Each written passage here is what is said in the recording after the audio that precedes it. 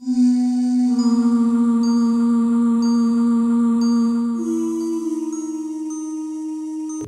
dia nak pergi mandi ni, sekali dia dapat dengar sayup-sayup bunyi macam orang perempuan sedang menangis tau. Dia pun cuba memberanikan diri pergi dekat tingkap tu dan bunyi tu jadi lebih nyaring lagi. Dan masa ni lah si Syah ni dia memang yakin sangat yang tu adalah suara Kak Ponti yang tengah menangis.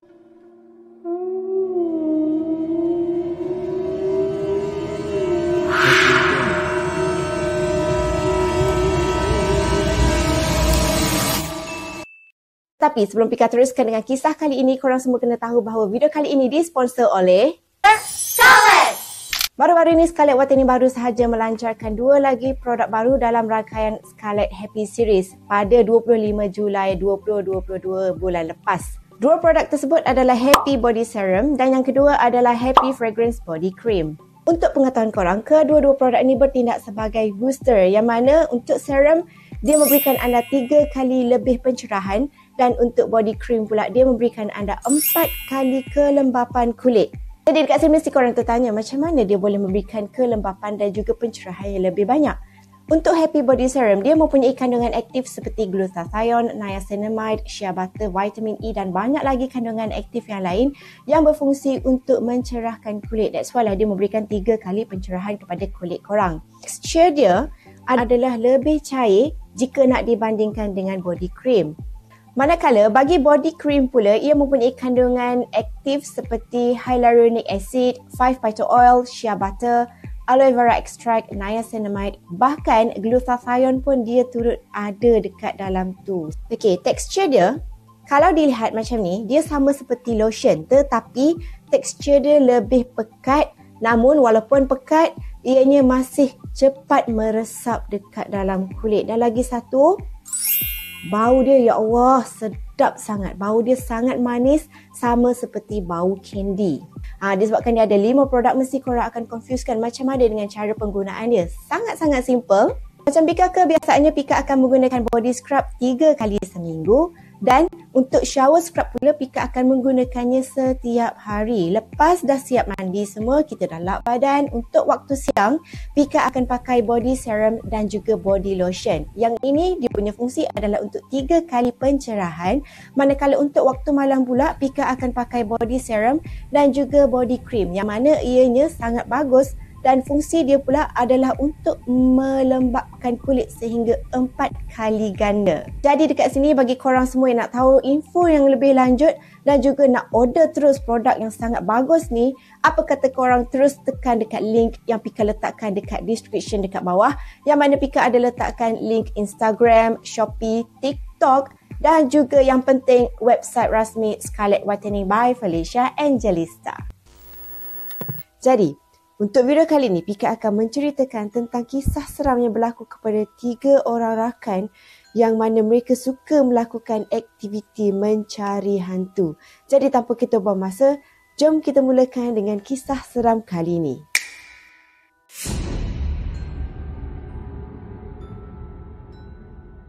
Untuk kisah kali ni ada 3 watak yang korang kena kenal dan nama-nama ni semua adalah nama samaran, bukan nama sebenar. Okey, ada 3 watak iaitu yang pertama adalah Syah, yang kedua adalah Jihan dan yang ketiga adalah Nabil. Mereka semua ni berkawan rapat dan ada satu benda yang mereka sangat suka buat, iaitu mereka ni suka sangat pergi buat paranormal activity. Paranormal activity ni adalah pergi dekat rumah kosong ke dekat mana-mana tempat untuk diorang rakam dan mencari benda-benda yang seram. Jadi seperti biasalah kan, kalau nak buat paranormal activity ni untuk rakam benda-benda seram tu, mestilah diorang kena pergi dekat dalam hutan ke, dekat kawasan rumah lama ke kan. So nak dijadikan cerita, pada satu hari ni mereka semua ni bersetujulah untuk pergi dekat satu kawasan rumah ni, yang mana rumah tu memang kondisi dia sangatlah teruk sebab dah pun lama sangat ditinggalkan. Jadi pada hari tu mereka pun pergilah dekat rumah ni. Dan rumah ni sebenarnya dia berada dekat satu perumahan kampung. Okey, keadaan rumah tu pula memang sangat usang sebab dekat dalam rumah tu ada penuh dengan daun-daun, tingkap pun dah pecah, pintu pun macam nak roboh kan. Lepas tu boleh nampak lah ada banyak lumut dengan akar pokok yang macam menjala. So basically dekat sini korang boleh faham lah, memang dah lama sangat lah orang tak ada dekat rumah tu. Orang ni masa diorang pergi kan 3 orang kan. Jadi yang masuk dekat dalam rumah tu 2 orang je, iaitu Syah dengan Jihan. Manakala si Nabil ni pula tak nak masuk sebab dia kata dia nak tengok-tengok motor. So, bila si Nabil dengan Jihan ni masuk dekat dalam rumah tu, dia cuba untuk rakam apa semua, tapi malangnya tak ada sebarang penampakan, tak ada nampak entiti ke benda-benda seram pun yang berlaku dekat dalam rumah tu. Yang ada cumalah kelawar sahaja. Walaupun pada masa tu memang tak ada benda yang diorang dapat rakam kan. Jadi diorang semua ni memang tak putus asa lah. So lepas bincang semua, diorang pun setuju untuk pergi dekat satu kawasan perkuburan Islam berdekatan dengan rumah yang diorang pergi pada malam tu. So masa diorang pergi tu, Syah ni dia sebagai tukang rakam tau. So dia ni duduk dekat bahagian paling belakang. Masa diorang berjalan pergi tu kan, Syah ni duduk yang paling belakang sekali. Sebab dia kan tukang rakam, nak tengok apa yang jadi apa semua kan. Masa diorang bertiga ni on the way pergi ke kawasan perkuburan tu, tak ada benda seram yang berlaku. Cuma apa yang Syah ni perasan sebagai orang paling belakang kan, dia kata masa on the way balik daripada kawasan tanah perkuburan tu, dia dapat rasakan dekat betis dia ni macam ada satu tiupan angin yang sangat sejuk. Lepas daripada dia dapat rasa sejuk dekat kawasan betis tu, terus dia rasa mata dia macam berpinar, gelap. Dia punya langkah pun jadi macam longlai macam tu. Dia cuba untuk gagahkan diri, walaupun masa tu dia nampaklah kawan-kawan dia lagi 2 orang tu, iaitu Nabil dengan Jihan dekat depan tu macam dah agak jauh lah berjalan, meninggalkan dia ni. So nak tak nak dia berjalan juga walaupun dalam keadaan yang agak lemah lah kan. Dan bila selepas dia keluar je daripada kawasan perkuburan tu, barulah dia dapat rasakan badan dia kembali segar. So lepas mereka ni berbincang, mereka setuju yang pada malam kedua mereka akan pergi dekat satu kawasan rumah flat pula. So masuk kepada malam yang kedua, mereka bertiga ni pun pergilah naik kereta pergi ke kawasan rumah flat tu. Rumah flat tu tadi tak adalah jauh sangat sebab dia macam kawasan-kawasan berdekatan jugalah dekat kawasan perumahan kampung tu kan. So bila mereka menuju dekat kawasan rumah flat tu, diorang pun parking kan, dan lepas tu mereka pun cubalah untuk cari jalan untuk masuk ke dalam rumah flat tu. Pusing, akhirnya mereka pun jumpalah ada satu laluan ni dekat pintu belakang yang membuatkan diorang ni boleh masuk dekat kawasan dalam flat tu. Syah ni cakap sebelum dia masuk, dia adalah baca ayat kursi. Sebab dia tengok kawasan tu memang sangat seram lah, sebab kiri kanan hutan dengan flat tu pula nampak macam kosong, macam dah lama orang tak ada macam tu kan. So masa tu dia punya perasaan ni dia macam excited campur dengan takut. Excited lah sebab kalau boleh naklah ada apa-apa rakaman kan. Tetapi pada masa yang sama juga takut juga sebab takut terjumpa benda tu, apa benda yang akan jadi semua kan. So masa tu dia pun bacalah ayat kursi dalam hati. Tapi mungkin disebabkan oleh perasaan dia ni bercampur antara takut dengan excited, bacaan dia tu tak berapa nak betul sangat, macam berterabur macam tu. So lepas tu dia pun lantaklah, dia terus memberanikan diri. Lepas tu diorang pun masuklah ke dalam rumah tu, dalam kawasan flat tu. Dan dia tengoklah dekat level yang paling bawah, sebab mereka mula daripada bawah, lepas tu barulah diorang naik ke atas. Bila dia tengok dekat bahagian bawah tu banyak sangat cushion-cushion yang berterabur macam tu. Lepas tu bila dia tengok dekat kawasan tangga, banyak sangat sarang labah-labah. Okey, sebelum ni Pika ada bagi tahu yang kisah malam pertama Syah ni duduk paling belakang sebab nak rakam kan. Tapi untuk kisah malam kedua ni pula, Syah ni dia duduk paling depan untuk rakam semua benda yang dia nampak dekat dalam flat tu. Bila sampai dekat level 5 ni pun memang tak ada apa, yang ada cumalah kesan-kesan kaca pecah, tingkap pecah semua, pintu roboh. Macam tu je lah yang diorang jumpa ni kan. Memang tak ada benda-benda seram pun. Sampailah ada sekali tu diorang pergi buka dekat satu bilik kosong ni tau. Dan masa dibuka pintu bilik tu, tiba-tiba ada burung menerpa masuk. Jadi diorang ni semua cubalah macam nak elak daripada burung, terkena burung kan. Tak tahulah burung ke kelawar. So diorang macam elak-elak macam tu lah. Jadi diorang bertiga ni pun gelak lah kan. Ketawa besar lah sebab macam kelakar kan. Nak pergi nak mencari hantu. Tapi sekali bila burung datang masuk menerpa macam tu pun semua dah macam lari macam tu kan. So sambil diorang turun tangga tu, diorang duduk gelak-gelak besar lah sebab diorang kata tak ada apa kot dekat kawasan ni. Sebab diorang ingatkan yang tak ada apa pun benda seram. Tapi sebenarnya mereka silap.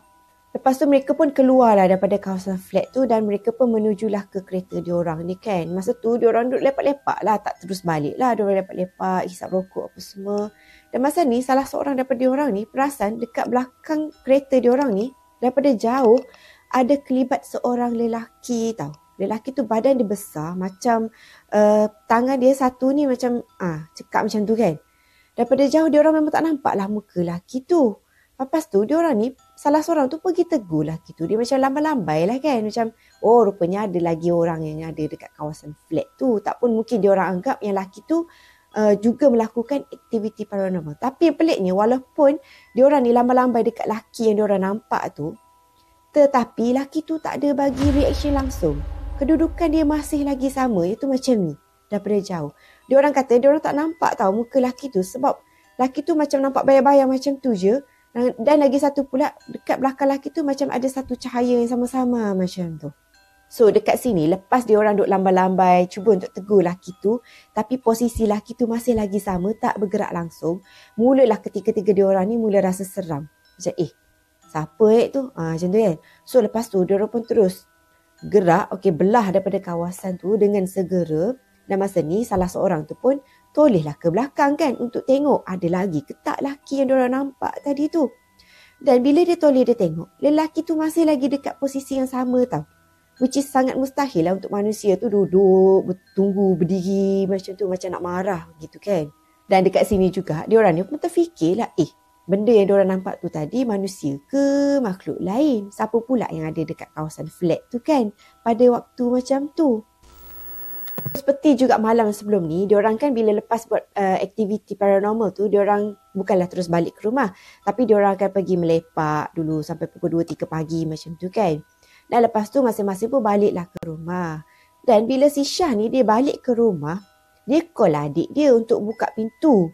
Tapi yang dia terkejutnya, lepas dia call adik dia ni, sekali dia nampak adik dia tercegat dekat luar rumah.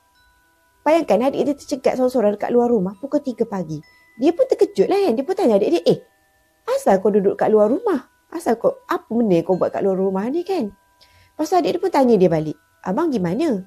Dia cakap lah abang baru balik lepak. Lepas tu dia tanya adik dia kan, yang kau ni pula pergi ke mana? Buat apa dekat luar rumah ni sorang-sorang kan? Lepas tu adik dia pun cakap, tak ada buat apa-apa pun saja. So lepas tu dia pun abaikan je lah. Walaupun dia rasa macam pelik lah, adik aku ni asal pula duduk dekat luar rumah tercegat sorang-sorang macam tu kan. Lepas tu dia pun masuk dalam rumah dan dia pun nak mandi. Masa dia nak pergi mandi ni, sekali dia dapat dengar sayup-sayup bunyi macam orang perempuan sedang menangis tau. Dia pun cuba memberanikan diri pergi dekat tingkap tu dan bunyi tu jadi lebih nyaring lagi. Dan masa ni lah si Syah ni dia memang yakin sangat yang tu adalah suara Kak Ponti yang tengah menangis. Tetapi memandangkan si Syah ni dia kan macam hati kering jugalah kan. Sebab kalau hati dia tak kering, dia tak ada makna dia nak pergi buat paranormal activity tu, betul tak? So lepas tu dia macam abaikan, dia pergi mandi dan sebagainya. Dan lepas tu dia pun cubalah untuk lelapkan mata dia. Dan masa ni jugalah ada lagi satu gangguan tau yang berlaku. Yang mana dia dapat dengar daripada belakang rumah dia tu, bunyi satu benda yang sangat bising. Macam ada ramai gila orang dekat belakang rumah tu yang tengah buat pesta. Bila dia cuba amati bunyi suara orang tu, dia dapat dengar bunyi macam orang yang bercakap. Tetapi dalam satu bahasa yang dia tak faham langsung. Memang susah sangat untuk dilelapkan mata lah pada masa tu sebab bising kan. Jadi pada masa tu Syah ni dia mula rasa takut tau. So dia pun pasanglah ayat ruqyah sampailah dia tertidur. Dan keesokan harinya dia pun pergilah dekat satu kedai ni. Pika bagi nama Warung Pak Din. Dia pergilah dekat warung Pak Din ni. Lepas tu Pak Din ni dia macam ada ilmu perubatan jugalah sikit-sikit kan. Yang tahulah juga sedikit tentang benda-benda seram semua ni.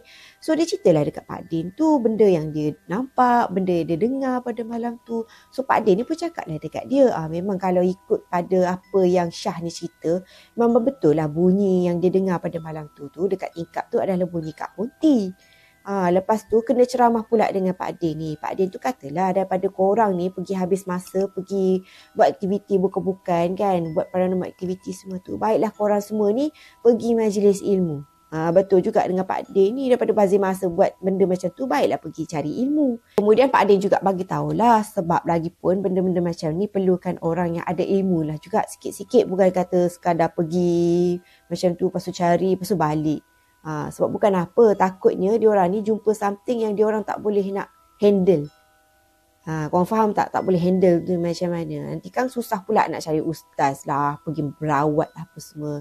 Orang kata janganlah pergi cari nahas. Maksudnya Pak Din macam tu lah. Tapi si Syah ni, walaupun Pak Din cakap lah macam mana pun, disebabkan dia bertiga ni memang suka sangat buat aktiviti macam tu. Memang dia rasa macam aku tak akan give up. Dia nak juga try untuk cari lagi benda-benda seram macam tu. So korang kat sini ada tak yang jenis geng-geng hati kering yang suka nak buat aktiviti macam tu? Mungkin korang boleh kongsikan dekat Pika di komen di bawah. So apapun itu sahajalah video Pika untuk kali ini. Jumpa korang lagi in my next video. Dan seperti biasalah, korang tekan butang like, comment dan share. Dan tekan butang subscribe, tekan butang loceng. Lepas tu korang tekan jugalah, korang follow jugalah Pika dekat Instagram Pika Storyteller. Kalau nak ada cerita, nak bagi tahu cerita ke, bolehlah hantar DM dekat Pika dekat Instagram. Ataupun korang boleh juga bagi email dekat Pika, yang mana Pika letakkan alamat email tu dekat description di bawah. So, apapun itu sahaja video Pika untuk kali ini. Jumpa korang lagi in my next video. So, see you soon. Bye.